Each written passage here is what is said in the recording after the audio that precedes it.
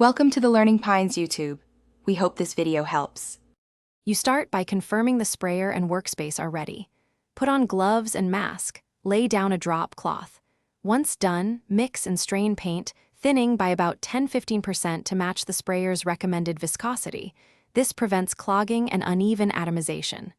Next, assemble the gun. Install the nozzle and needle, secure fittings, and tighten the cup.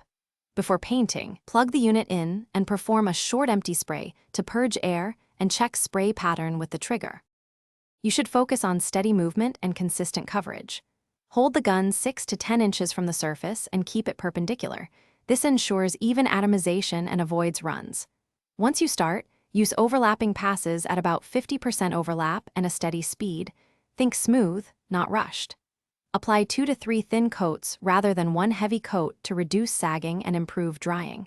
Make sure to adjust pressure and nozzle settings and test on cardboard until the fan and droplet size look uniform. You finish by letting each coat flash until tacky before the next application. This promotes adhesion and reduces orange peel.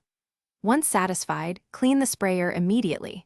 Flush with the correct solvent, disassemble and soak the nozzle and needle, then dry and reassemble.